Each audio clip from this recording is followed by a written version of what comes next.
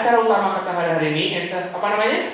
Kita mengundang kapten kita. Betul, siapa kapten kita? Kapten kita adalah Father Esmond Chua. Father Esmond is from Kuala Lumpur, Malaysia, and he's called to religious life. He want to give the gospel to those who need it. That's what inspired him to become a religious life, right? Yes. Please give him another round of applause and welcome Father Esmond Chua.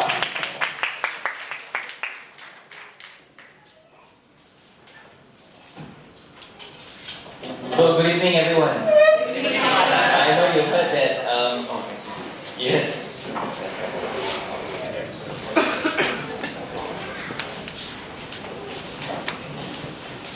I know your co-pilot had mentioned that I'm from KL, but my bahasa isn't very good, so I still say English is okay, yeah.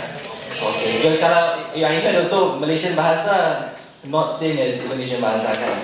If we say that you all may not catch it fully, so I'll speak in English. So today's topic, as you see here, is on discipleship. What do you call that in bahasa Indonesia? Muridan.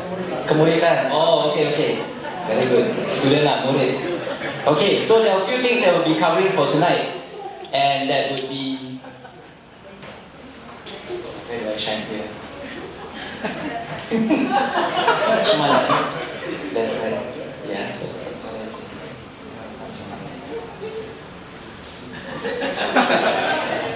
Okay. Oh, I must stand over there. That's the magic point. Okay, so just a few things that we're covering. We'll be looking at the meaning. What does discipleship mean? And what's the difference? Because there's a difference. If you look through the scriptures, there's a difference between being a disciple. Sometimes they mention about the disciples did this. Then suddenly sometimes they say that the apostles did this. What's the difference between a disciple and an apostle? Why is it important, especially for us today, in this context in the 21st century? Why is it important to be a disciple? Why is it important to be an apostle? Mainly a disciple. What are the characteristics if we want to be a disciple? How to become a disciple? And what are the challenges? Which I'm sure many of you today would have personally be experiencing it yourself. Right? It's not easy going to be a disciple of Christ sometimes. So first we'll begin with the meaning of discipleship. Very technical, but very quickly. Basically, it just comes from the Latin word to learn, discere. And then when you are a learner, then discipulus, and which in English will be a disciple. So basically, what is a disciple? Straight away we know is a person who learns, or like a student. How many of you here are still studying actually? Oh, quite a few. Okay. Initially, I thought all of you were students. Really, until during the prayer you were mentioning about the spouses, then I said, oh, okay, not everyone here are students, so I kind of actually helped me to understand most of you. So half lah, quite a few are students over here. So basically, you would understand that what a student is to learn, to sit and to learn from the teacher who has things to teach us. Okay, so what do you think is the difference between an apostle and a disciple? Any clue, any hint, guess, not hint. Any guess? What do you think is an apostle or what do you think is a disciple to you?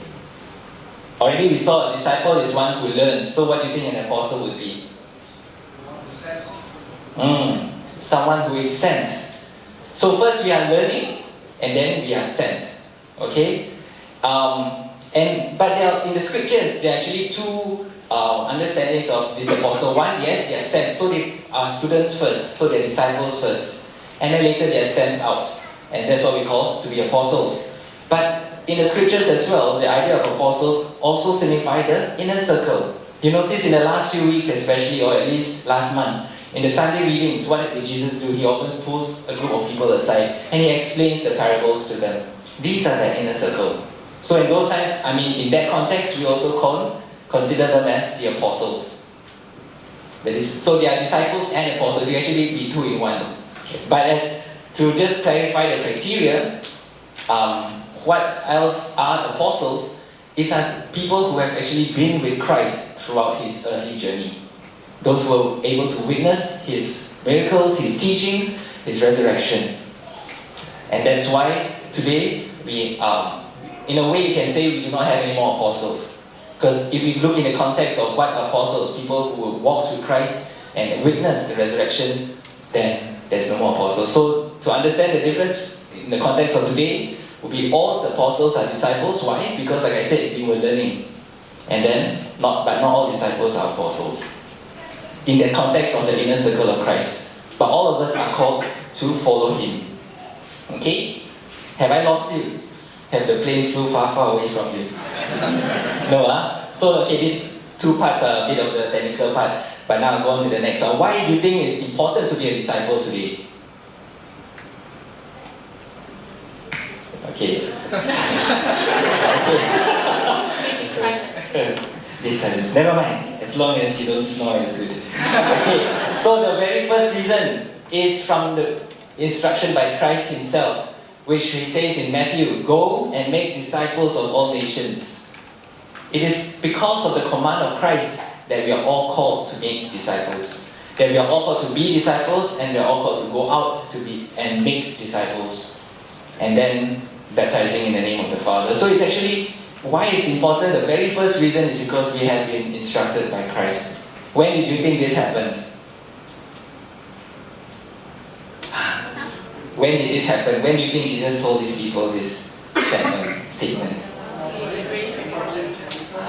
Correct. And so often we will think, right? We will tend to mix these two, making disciples and baptizing people as one. That tends to be our mistake. We tend to say, to make disciples is how many people we can baptize by Easter, how many people can we bring into RCA. But if we were to look at the scriptures carefully, first Jesus said, make disciples, then baptizing them. So in other words, teach people about Christ before they choose to be baptized. Because baptism is the result of a person saying, I want to follow Christ. So first and foremost, it's not about, because when we think about, our duty as Christians is to get many people baptized. Wow, very good if more people get baptized. Then the pressure is on us. The pressure is on saying, how many people can I bring in? If I cannot bring in people, am I a successful disciple?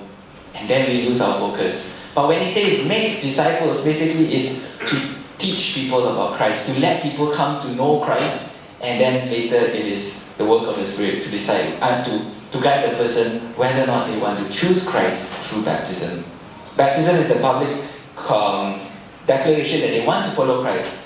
But our first call is not to go baptizing people. Our first call is to make disciples by helping them to understand Christ, to help them to learn about Christ. Okay? And because of that, the church sees this commandment that Christ gave us as very important. So that's why it says in our catechism, if it turns the page. In our document, the latest one, second latest one now already, the Evangelii Gaudium, the joy of the gospel. Pope Francis said, it is the task of the church. The agent of evangelization is more than an organic hierarchical institution.